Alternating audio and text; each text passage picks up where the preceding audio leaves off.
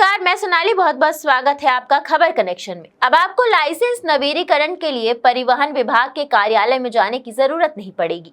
परिवहन विभाग ने ड्राइविंग लाइसेंस और अन्य वाहन संबंधित सेवाओं को सख्त और सुविधाजनक बनाने के लिए नई पहल की है। अब आप घर बैठे इन सभी सेवाओं के लिए ऑनलाइन आवेदन कर सकते हैं और इन सेवाओं का लाभ उठाने के लिए किसी भी विभागीय दफ्तर में जाने की आवश्यकता नहीं है। इस नई प्रक्रिया में खास बात यह है कि यदि आप फोटो के लिए कार्यालय नहीं जा सकते तो आपके लिए लाइसेंस नवीनीकरण की प्रक्रिया को पूरी तरह से फेसलेस बना दिया गया है। अब इस प्रक्रिया को ऑनलाइन पूरा किया जा सकता है और लाइसेंस आपके पते पर सीधा भेजा जाएगा।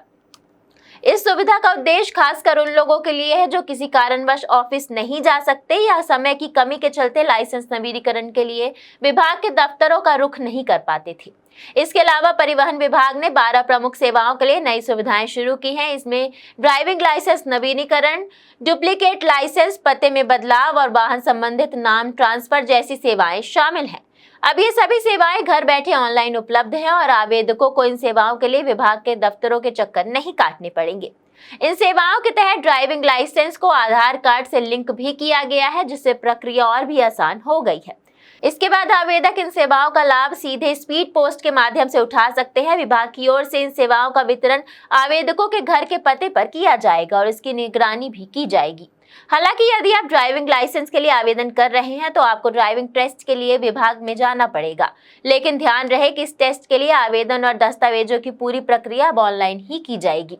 सभी दस्तावेजों को संबंधित वेबसाइट पर अपलोड किया जाएगा, जिससे समय की बचत होगी और प्रक्रिया अधिक पारदर्शी बनेगी। इस नई सुविधा के तहत परिवहन विभाग के नए वाहनों के पंजीकरण, पुराने वाहनों के आरसीसी में संशोधन और ड्राइविंग लाइसेंस में बदलाव जैसे कार्यों को भी ऑनलाइन करने की सुविधा प्रदान की है। इसके बाद नए ड्राइविंग लाइसेंस और रजिस्ट्रेशन सर्टिफिकेट आरसी को 7 दिन के भीतर आवेदक के पते पर स्पीड पोस्ट के जरिए भेजा जाएगा।